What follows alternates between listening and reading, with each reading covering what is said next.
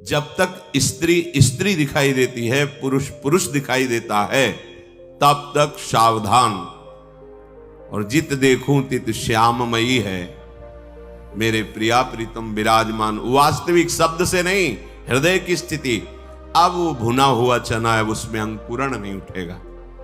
सावधान, ये असाध्य रोग है, असाध्य काम। हा वृंदावन, मेरे लिए उपाय कर दो जिससे मैं इस रोग से मुक्त हो जाऊं। क्या क्या उपाय? थोड़ा सा प्रेम का किनका मिल जाए तो ये इसकी औषधि ही है, प्रेम। तभी श्रीमद् चतुरासी जी के गायन का फल स्तुति में वर्णन है, भवजल निधि को नाव और काम पावक को पानी। चतुरासी जी का अगर रोज पूरा गायन होता है और सत्संग के शब्दों का श्रवण मनन है, काम आपका ऐसे शांत हो जाएगा जैसे अग्नि प्रज्वलित हो और पानी डालो तो शांत हो जाती है। काम पावक को पानी, प्रेम भक्ति का मूल स्वरूप चतुरासी जी का गायन। जहां प्रेम अंकुरण हुआ, काम जड़ से समाप्त हो जाता है। श्रीपाद ने इसी में कहा है कि जो श्री राधा किशोरी के चरणारविंद की अनन्य निष्ठा भक्ति से युक्त हो जाते हैं, उनके हृदय की ऐसी स्थिति हो जाती है कि और रूपों की तो बात जाने दो, भगवान के मोहिनी अवतार में भी सामर्थ्य नहीं कि उसे मोहित कर सके। तो आपको लगेगा कि कहीं बढ़ करके तो बात नहीं कर रहे। नहीं नहीं, बिल्कुल नहीं। क्योंकि मोहिनी अवतार तो देवताओं को भी नहीं मोहित किया, क्योंकि देवताओं को पता था मेरे प्राण प्रभु हरि हैं, ये हरि हैं, ये भाव था, इसलिए मोहित नहीं हो पाए और दैत्य सब मोहित हो गए। जो प्रियाजू के चरणों की दासता लिए हैं, तो सत प्रेम सिंधु मकरंद रसौग धारा, श्री स्वामिनी जी के चरणों से प्रेम रस धारा बहती है।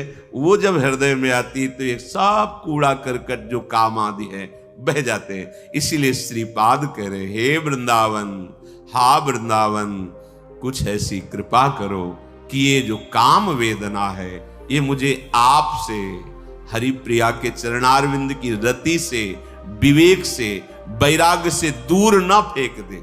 गजब का आश्चर्यमय प्रभाव माया का है, गजब का आश्चर्यमय प्रभाव। साप दे दिया अपने आराध्य देव को, साप दे दिया है नारद प्रसंग में। इतने बड़े महापुरुष, हम अपने लोग तो कभी गर्व न करे कि मैं जितेंद्रिय हूं, मैं नहीं। जो दिन कट रहा है ना ठीक से, प्रियाजू की कृपा से कट रहा है, उनकी कृपा कोर से हमारे में सामर्थ्य नहीं। हा वृंदावन धाम, हा वृंदारण्य किन्नु में भविता, मेरा क्या होगा? आप कृपा करके ऐसा उपाय कर दो। अतिवन वसति रशक्या, मेरी सामर्थ्य नहीं है कि मैं इनको जीत सकूं, आप कृपा कर दो। अति दुर्वारा इंद्री वैरिण अमर्दयंती सततम माम, बद्ध्वा बद्ध्वा त्यार्तिद कारायाम हा हरे परित्राही। बहुत पीड़ा देने वाले होते हैं काम, बहुत पीड़ा देते हैं। इनका नाम है मदन। ये ऐसी व्यथा पैदा करता है कि सब भूल जाओ, बस एक ही बात रहे, वो जो सोचो आवे वही सोचना। उस समय बच वही सकता है जो विवेकवान है कि ये मन की दशा मेरी नहीं। रो पड़ते हैं। अब अभी 18, 20, 25 की अवस्था है, शुद्ध ज्ञान हुआ नहीं, तो इसकी मार कोई बाहर थोड़ी होती है, अंदर मार होती है, सीमा में है। और ये वही रो पड़ते हैं जिनका आंतरिक वृत्ति से कुसंग है। पक्का समझ लेना, हम मानते हैं बाह्य वृत्ति से आपका चेष्टाएं नहीं है, पर आंतरिक वृत्ति से कुसंग है। आप आंतरिक वृत्ति कोई ऐसी संयोग की, संभोग की देख करके, सुन करके उसका मनन करते हैं, उसके स्वाद में टिके रहते हैं, वो आपको व्यथित कर देगा। अगर उस समय राधा राधा राधा राधा कह के आप दृष्टा भाव लाए कि ये मन की दशा है, मन में है, अंतःकरण में इनका प्रभाव है, अपने ऊपर नहीं है, अपने अंतःकरण को मैं मानकर इतने आसक्त हो जाते हैं कि मैं कामी, ये स्वीकृति हुई, संकल्प बना, क्रियाएं हुई, पतित हो गया। अति दुर्वारः इंद्रिय वैरिण आमर्दयन्ति सततम माम। ये अमर्यादित चेष्टा कराने वाले काम आदि मेरी इंद्रियों को इतने अधीन कर लिए कि बार बार मुझे परास्त कर देते हैं। ये महापुरुष जन जानते हो कैसे बोलते हैं? जिसे बोल रहे हैं असत्य भाषण नहीं बोलते, वो हमारे मन में तदात्म होकर बोलते हैं। जैसे परीक्षित जी महाराज प्रश्न करते हैं तो वो राजा पूरी प्रजा के मन को लेकर के मनन करके प्रश्न करते हैं। जब कोई महापुरुष बोलते, जैसे ध्रुवदास जी बोलते हैं, अय मन, ऐसे संबोधन करते हैं, मन को बार बार सुनो, जैसे अपनी दशा की बात, मैं तो इतना आधम नहीं, वो हमारे मन में तदात्म करके बोल रहे हैं, हम सबके मन को। ये तो महापुरुष प्रियालाल के प्रेम में उन्मत्त हैं, यहां गुंजाइश ही नहीं है किसी विकार की।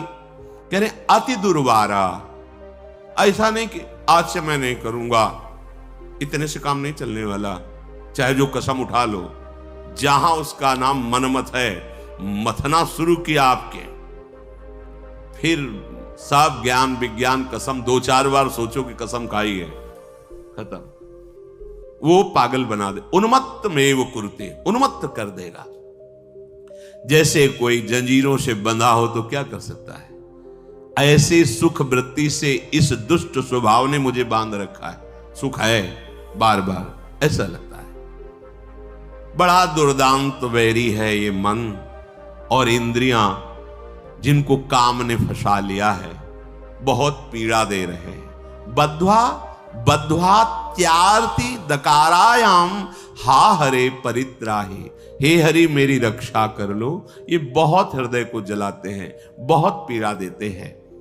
कंदर्प शविष विषखैर निरवधिमं दैह मानस्य वृंदावने निवसन हरि हरि नहि निवृणोमि किम कुर्वे।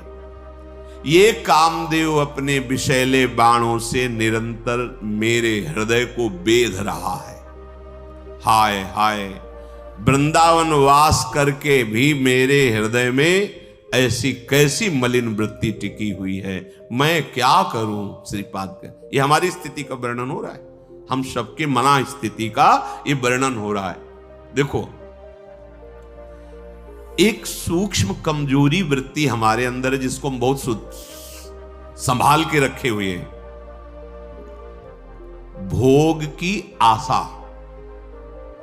एक बहुत अनुभूत बात कह रहे हैं, हृदय की बात कह रहे हैं। मिले तो हो सकता है भोगो ना, आपको कोई कहे हो सकता है आप मानो ना, भोग विषय की बात, पर आशा बनी हुई। क्यों? अब देखो, अंदर देखो, झांक के देखो, अंतर्मुख होइए, एक आशा बनी हुई है।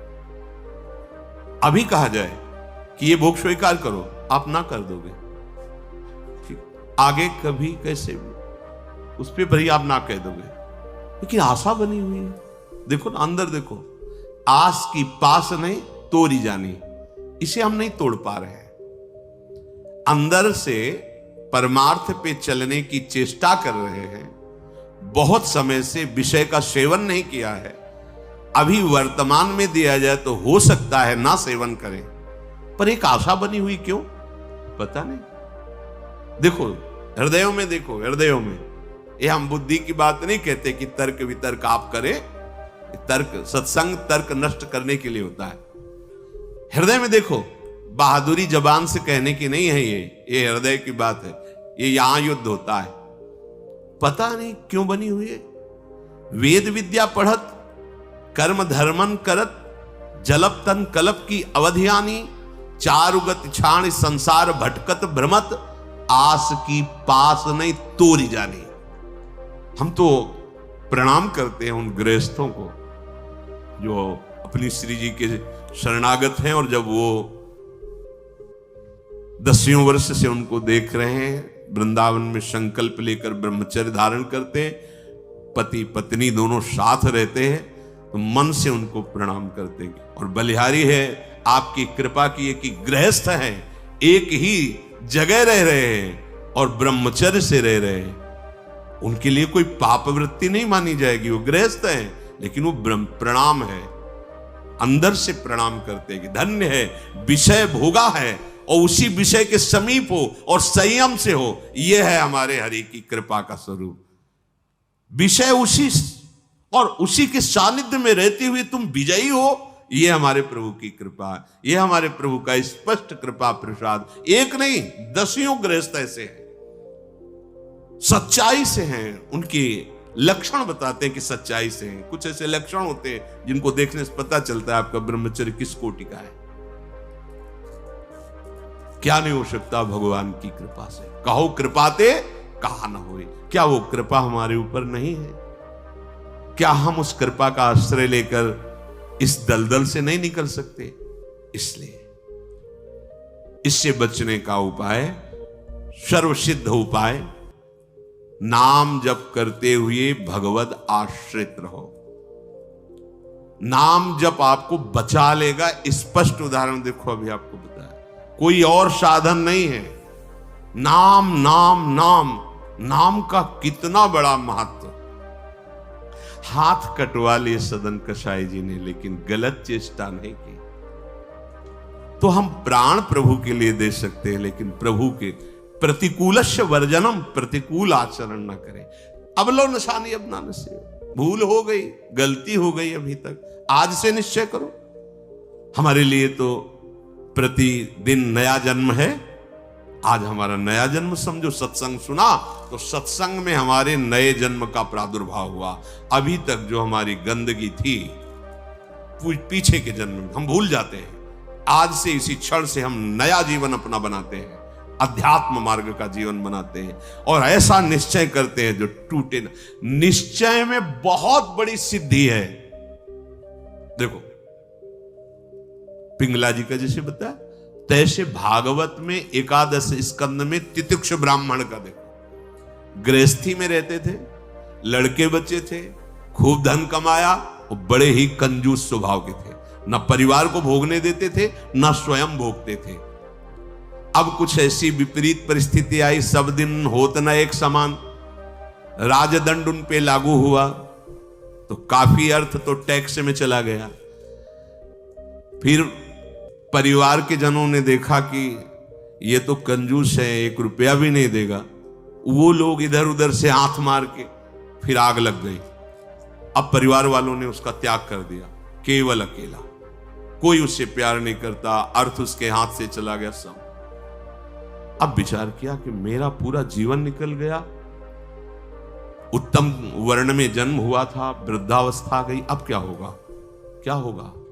जिनको मैंने पाला पोषा, जो बड़ी मेहनत से धन कमाया, तो सब नष्ट हो गया। परिवार वाले कोई देखते ही नहीं। जानते हो उसका निश्चय, देवता इस बात के साक्षी हैं कि आज से मैं अपने जीवन को श्री भगवान के चरणों में समर्पित करता हूं, सब कुछ सहूंगा और निरंतर भगवान का भजन करूंगा। वो इतना बड़ा महापुरुष उसी निश्चय से हो गया कि भगवान उद्धव जी को उसकी कथा सुना रहे हैं। कोई साधना नहीं हुई थी, परिस्थिति ने ऐसा निश्चय करवा दिया। तो जरूरी है वो परिस्थिति आवे तब तुम निश्चय करो। क्या सत्संग में तुम निश्चय नहीं कर सकते तो परिस्थिति का इंतजार करोगे कि ऐसी विपत्ति आवे, ऐसी ठोकर लगे, ऐसी दुर्दशा हो तब तुम निश्चय करो? अरे उसके पहले ही निश्चय कर लो तो दुर्दशा काहे को होगी। ऐसा नहीं कि उसका जीवन मंगलमय हो गया। अब उसके कर्मों का क्षय करने के लिए जब वो सन्यास भाव लेकर विचरण करता, भिक्षा मांगता, तो लोग थूकते, स्पष्ट लिखा हुआ मूत देते, बांध देते, पीटते, उसकी भिक्षा छीन लेते। पर वो अंदर अंदर विचार करता, नहीं, किसी का दोष नहीं है इसमें किसी का दोष नहीं। तो ये कर्म का है, ये कर्म का प्रभाव तो शरीर पर पड़ेगा। ये मुझे दुख क्यों हो रहा है? बहुत बहुत सुंदर मतलब चिंतन उनका बना। तो क्या देवता है? इस दुख का कारण देवता है? नहीं, देवता भी तो केवल हमारे शरीर को ही पीड़ा दे सकते हैं। मेरे को क्यों हो रहा है? काल नहीं, वो तो आत्मस्वरूप है, उसका भी प्रभाव इसी शरीर पर होगा। मेरा स्वरूप तो कालातीत है। तो फिर क्या है? ब्रह्म। हाँ, ये ब्रह्म है। मैं तो निर्विकार चिदानंद अल्यो अपने स्वरूप में स्थित हो गया, ब्रह्मबोध संपन्न महापुरुष हो गया हो। और तितिक्षु ब्राह्मण नाम से वर्णन किया है भगवान ने। इसलिए निश्चय में बड़ी सामर्थ्य है, हमारा निश्चय बड़ा ढुलमुल है। इसलिए प्रार्थना है, बहुत बड़ा मार्ग मिला है आपको, इसे भगवत मार्ग कहते हैं, अध्यात्म मार्ग कहते हैं। ये अंतिम जन्म वालों को मिलता है, जिनका आखिरी जन्म होता है। अगर चूक करोगे तो व्यर्थ तो नहीं जाएगा, पर और समय लग जाएगा। काहे कुछ समय बर्बाद करो, आज निश्चय करो। गोस्वामी जी कह रहे, देखो निश्चय, गोस्वामी जी बाल्यावस्था से भगवान में रत थे ऐसा नहीं है कि वो भजन नहीं करते थे, ऐसा नहीं है। जन्म हुआ था तब बोले थे राम, जैसे बच्चा रोता है ना, तो गोस्वामी जी रोए नहीं थे, राम बोले थे, इसलिए राम बोला नाम पड़ा था। राम बोला, प्रकट हुए थे तभी राम। तो ऐसा भी नहीं था कि आसक्ति नहीं थी शरीर में या अन्य, ऐसा भी महापुरुष जन लीला दर्शाते हैं, वो हमारी हिम्मत के लिए। पत्नी में चित्त आसक्त था, एक दिन के लिए भी कभी मायके जाने के लिए अनुमति नहीं दी थी। और उसी पत्नी के मुख से जब ये बात निकली कि जितना तुम्हें इस शरीर में आसक्ति है, पूरी कथा अगर राम जी में होती तो जीवन तुम्हारा धन्य हो जाता। नेत्र को पत्नी रूपी गुरुदेव ने नेत्र खोल दिए। कहीं से भी गुरुदेव सावधान कर सकते हैं, कहीं से भी, बस कदम मुड़ गए। क्योंकि ऐसा नहीं था कि राम भक्ति नहीं थी, निश्चय कर लिया, अवलोन शानी। अब ये गोस्वामी जी का ही पद है, अब इंद्रियों के बस में हो के, नहीं नहीं, बहुत सही बोला। अगर ये स्थिति, ये आसक्ति राम जी में होती तो जीवन धन्य हो जाता। अब पायो नाम चारु चिंतामणि, उर करते न खसई हो, अबलो नशानी। अब समझ गए, समझ गए। अब हृदय से एक क्षण के लिए भी राम नाम नहीं छोड़ूंगा। और जानते हो, महापुरुषों में सर्वशिरोमणि हुए गोस्वामी।